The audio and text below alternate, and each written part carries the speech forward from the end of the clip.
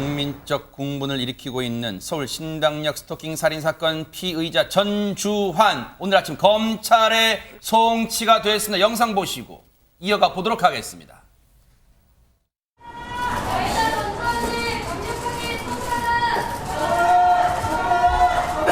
피해자 스토킹하고 불법 촬영한 혐의 인정하십니까? 스토킹 범죄가 불법 인정하시나요? 죄송합니다. 다시 한번 말씀해 주시죠. 정말 죄송합니다.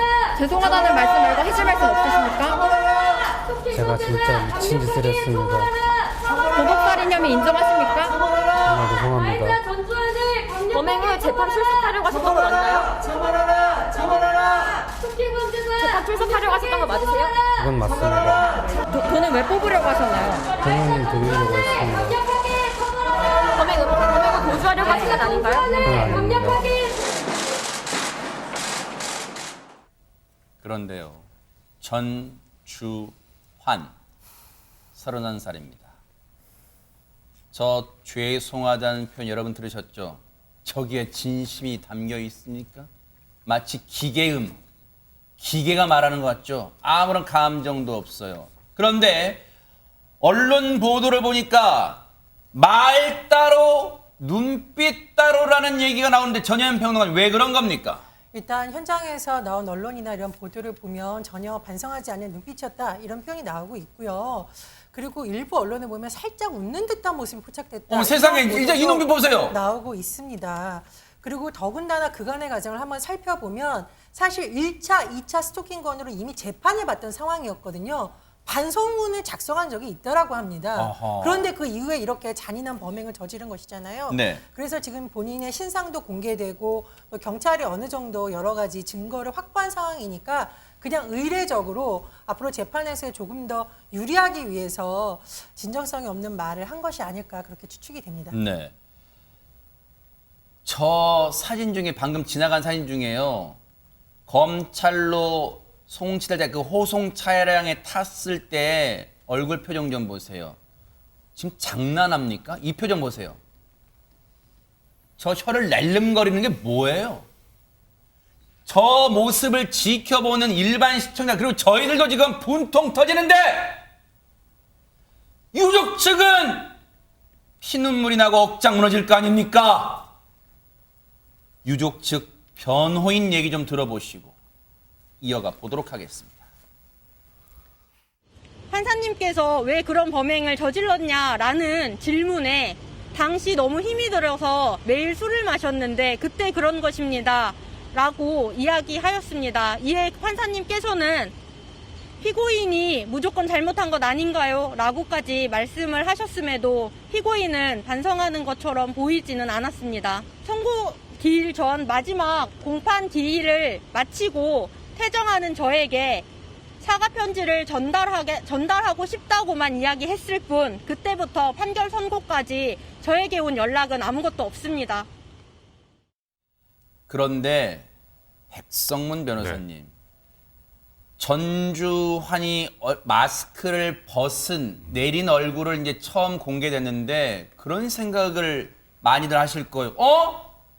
애초에 경찰의 신상공개위원회가 만장일치로 전주환의 신상을 공개한다고 발표하고 공개했던 그 사진과 오늘 검찰에 송치될 때 전주환의 모습 보면 누가 길 가다가 전주환이 저 사람이 알겠냐 그런 생각하실 거예요. 아마 공개된 전주환의 사진만 보고 옆에 지금 전주환이 앉아있어도 모를걸요? 그러니까요. 그럼 왜 공개합니까? 저는 가끔 이런 생각이 좀 드는 게 그러니까 피의자 인권도 중요하죠. 당연히 중요한데 이건 아주 이례적으로 공개되는 겁니다. 신상공개라는 건 특정 강력범죄를 범해야 하는 것이고요. 그리고 신상공개 심의위원회에서 그것도 심의를 통해서 공개를 하는데 다른 사람 얼굴 같은 사진 공개하면 뭐합니까? 이게 동일인 같아요 이게? 그러니까 원래 그 가장 최근의 사진을 공개해야죠. 신상공개를 하려면. 그럼 가장 최근에 찍은 사진은 바로 하나 있습니다. 머그샷. 우리가 보통 이렇게 뭐 들고 찍는 거 있잖아요. 예. 근데 그걸 공개하면 되는데 왜 안 할까요? 하하. 그거 공개 못하게 돼 있어요. 당사자가 동의하지 않으면. 허허. 왜 이렇게 피의자의 인권만 그렇게 따집니까? 그러니까 저는 예전에 제가 어떤 분한테 그런 얘기 들은 적이 있어요. 어떤 외국분이 범죄자 얼굴은 가리고 형사들 얼굴은 공개하잖아요. 네. 저 둘이 범죄자냐고. 하하. 제가 그런 얘기까지 들은 적도 있었습니다. 그러니까 물론 말씀드렸던 것처럼 피의자 인권을 깡그리 무시하자는 게 아니라 이런 이례적인 상황에 돼서는 최소한의 신상공개 실효성은 좀 높여야 되는 거 아닙니까? 그런 네. 부분은 좀 안타깝습니다. 서울 중부경찰서가 오늘 피의자 전주환을 검찰에 송치하면서 브리핑을 했습니다. 혹시 허주연 변호사님, 새로 드러난 내용이 브리핑에 있었습니까? 어떻습니까? 일단 범행 동기가 재판 구형 때문이라고 말했다고 하잖아요. 그래서 경찰이 이 범행 계획 시점을 지난달 18일인 구형 이후로 보고 있다고 하는데요. 그런데 지금 전주환이 찾아갈 당시에도 뭐 구체적인 결심이 있었던 건 아니고 얘기가 그때그때 다르다고 합니다. 뭐 만나서 빌어야겠다거나 합의해야겠다거나 여차하면 어떻게 해야 되겠다 뭐 이런 얘기를 하고 있다고 하는데 본인이 계속 지금 우발적인 살인을 했다 이런 식으로 주장을 하기 위해서 네. 이런 얘기를 하고 있는 것으로 보여요. 그리고 아까 영상에서도 나왔지만 오늘 검찰에 송치되면서 기자님 질문을 하시잖아요. 재판 끝나고 참석하려고 했냐, 범행을 도주하지 않고 참석하려고 했던 거 맞냐 물으니까 자기가 재판에 참석하려고 했던 거 맞다고 얘기하고 있거든요. 그런데 저는 이것도 믿을 수 없다고 생각을 합니다. 경찰도요, 이 진술이랑 패스헤로 그 CCTV 행적을 봤을 때는 범행 후에 도주할 의도가 있었다고 보고 있는데 왜냐하면 본인 위생모도 썼죠. 그렇죠. 점퍼도 그 뒤집어서 입었죠. 그런데 위에 뭐 이렇게 양면 점퍼라면서요? 네, 그거를 이제 밝은 색을 입었다가 어두운 색으로 뒤집어 입었잖아요. 네. 그리고 또 1,700만 원 인출한 거 부모님 드리려고 했다고 하지만 도피 자금성으로 쓸 가능성도 충분히 있는 합리적 의심할 거죠. 수 있잖아요. 그렇죠. 이 사람 지금 낮에 방송문 내고요. 밤에 살인한 사람이에요. 그러니까요. 이 사람 말 믿을 수가 없고 철저한 수사를 통해서 사실관계 밝혀내야 될 것으로 보입니다. 그런데 뉴스파이터에서 전해드리는 바가 있습니다. 전주환이 과거 공인회계사 시험, 이른바 CPA 시험에 합격한 바 있다 그랬잖아요. 근데 그게 이번 범행과 밀접한 연관이 있다, 이런 얘기가 있어요. 김수경 교수님. 이 전주환이라는 자가 2016년에 공인회계사 시험에 합격을 했는데 실무 과정은 이수를 안 해서 결국 자격증을 취득하지 못했어요. 아. 그런데 이 원래 내부 전산망에는 그 직원의 이름, 뭐 근무처, 전화번호 정도는 있지만 주소는 나와 있지 않거든요. 그래요? 그런데 어떻게 전주환이라는 자가 주소를 알아내서 피해자의 전에 살던 집을 알아내서 찾아갔을까? 네. 이것에 대해서 어떤 그 서울교통공사 관계자가 라디오에 나와서 이제 인터뷰를 하기를 일반적인 내부 전산망으로는 알 수가 없지만 네. ERP라고 해서 전사적 자원 관리 시스템이라는 게 있는데 네. 여기에 뭐 회계도 들어가고 물류도 들어가고 전반적으로 그 기업이 잘 돌아가게끔 만드는 시스템인데 여기 회계 프로그램 부분에 뭔가 허점이 있어서 그 피해자의 주소 정보 같은 것들에 접근을 할 수가 있었을 것 같다라는 네. 그런 가능성을 제기했거든요. 왜냐하면 이 사람이 회계 쪽에 밝은 지식을 갖고 있으니까. 아하. 근데 만약에 이게 사실이라면 좋아하는 마음이 받아들여지지 않아서 격분해서 우발적으로 범죄를 저질렀다는 게 전혀 말이 안 되는 거죠. 미리 아주 치밀하게 어떻게든 주소를 알아내고 했던 것이기 때문에 굉장히 계획적으로 치밀하게 범행을 준비했던 것으로 볼 수 있는 증거가 될 수도 있겠습니다. 아하. 들으면 들을수록 너무너무 소름 끼치는데요. 그런데 너무너무 어처구니 없는 대목도 있어요. 백성문 변호사님, 네. 서울교통공사가 애초에 이 전주환이라는 자를 걸러낼 수도 있었다는 얘기가 있어요. 네, 이걸 뭐 서울교통공사만의 책임으로 돌려야 되는지는 좀 의문이 있습니다만 제가 설명을 좀 드릴게요. 네. 2018년에 전주환 입사를 합니다. 그리고 이 서울교통공사는 범죄 경력조회 의무사항 따라서 수원 장항구청에 이 조회 요청을 하는데요. 범죄 경력 여부를. 아, 근데 해당 없음. 근데 제가 그랬죠. 이 사람 음란물 유포 전과가 있거든요. 그러네요. 근데 저게 벌금형을 선고받은 거예요. 하하. 근데 행안부에 보면 결격사유조의 업무 처리 요령에 보면 이제 그러니까 확인을 해야 되는 것, 수형, 파산 등등입니다. 네. 수형이 뭔가요?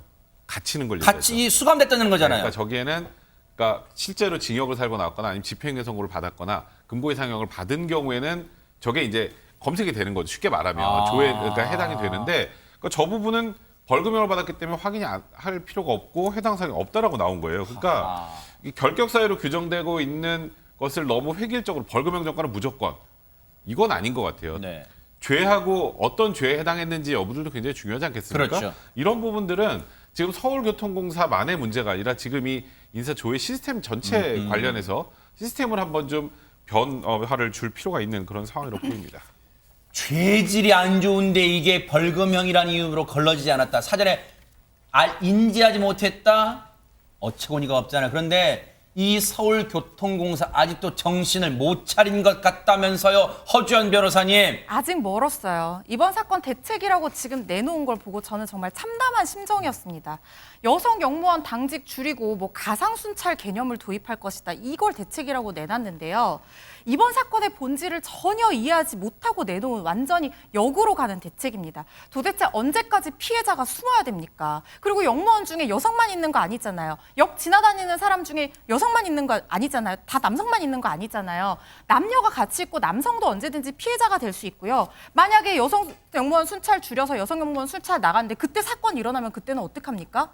노동 현장에서 매일 나가서 내가 밥벌이를 해야 되는 그 현장에서 사람이 죽었어요. 그러면은 현장의 안전을 강화하는 쪽으로 대책을 내놓고 뭐 이 얘기를 나왔었잖아요. 2인 1조로 순찰하자 뭐 이런 얘기가 나왔었잖아요. 인력 충원을 하든지 그런 근본적인 대책을 내놔야 되는데 여전히 이게 가해자 중심의 프레임인 거예요. 피해자 중심의 프레임으로 바꿔야 될 필요가 있다고 생각이 들고요. 누리꾼들도 당연히 반발했습니다. 사건 발생한 게 지금 당직 섰기 때문이 아니지 않느냐. 영무원이 안전한 근무 환경을 만드는 게 핵심이 아닌가. 1차원적인 사고방식이다. 그러니까요. 공사가 오히려 젠더 갈등을 주장하고 있다. 이런 거센 비판이 나오고 있습니다. 그런데 이 와중에요, 유족들 지금 얼마나 억장이 무너지고 피눈물 날 거 아니에요. 그런데 이 유족들의 가슴을 후벼 파는 일들이 있습니다. 얘기 한번 들어보시고 이어가 보도록 하겠습니다. 예, 가족들에게는 전혀 얘기를 안 했던 건가요? 아무한테도 일절 얘기를 안 하고 혼자 모든 걸 해결하려고 했던 것 같습니다. 그러니까 부모님들이 이번에 이 소식 듣고 더 놀라고 지금. 그러니까 더 가슴이 아프죠. 이런 비극적인 사건에도 무슨 피해자에 대한 악성 댓글이 달립니까? 가끔 이렇게 있으면서 혹시 뭐 별다른 기사가 났나 싶어가지고 검색하다 보면 예. 한 번씩 그 악성 댓글이 나오고 한여 하면서 한여가 죽는데 무슨 그 이유가 있느냐 막 이런 식으로 너무 가슴 아픈 정말 같이 이렇게 숨쉬고 있는 시민들이 많나 같은 공기를 마시고 같은 공간을 살고 있는 시민들이 많나 그런 싶을 정도로 악성 그런 댓글들이 한 명씩 보이더라고요. 대부분은 많은 그 선풀을 해주셨는데. 저희가 구체적 표현은 약간의 편집을 통해서 그 단어가 안 들리게 이제 해드린 거예요. 눈치 다 채셨겠지만 전현 평론가님, 유족 측에서도 방금 인터뷰에서 얘기했지만요. 지금 사람입니까? 사람이에요? 이런 손가락만 있고 글만 적는다고 다 네티즌입니까? 이거 어떻게 이런 말을 할 수가 있어요? 우리가 이런 악성 댓글을요, 익명성 뒤에 숨은 살인자라고까지 부릅니다. 실제로 우리나라에서 특히 여성 연예인들이 굉장히 극단적인 선택을 한 안타까운 일이 있었죠. 가수 설리 씨, 가수 구하라 씨, 그리고 그 전에 일부 여성 배우들도 본인을 둘러싼 그 악성 댓글을 읽을 때마다 그런 충동을 느꼈고 정신과 치료를 받았지만 극복하지 못한 경우도 많았습니다. 더군다나 이번 범죄는요, 이분이 역의 안전을 위해서 순찰을 돌다가 이런 변을 당하신 거예요. 그리고 더군다나 국가와 시스템이 이분을 지켜주지 못했습니다. 많은 부분에서 우리가 반성하고 피해자에게 정말 법무부 장관이든 대통령이든 고개 숙여 사과해야 되고 정치인들도 모두 사과해야 되는 상황입니다. 이런 상황에서 피해자 유족들의 가슴을 두 번 후벼 파는 이런 악성 댓글 절대 달지 마시고요. 만약에 내 얼굴이 공개돼도 이런 악성 달까? 이렇게 한번 생각해 보셨으면 합니다. 앞서 교통공사의 김상범 사장이라는 사람도요, 참 답답합니다. 대책이라고 당장 실효성 있게 하려면요, 당장 오늘부터라도 2인 1조 순찰 시스템을 도입하겠다. 그것만 해도 그나마 영무원들이 안심할 수 있을 거예요.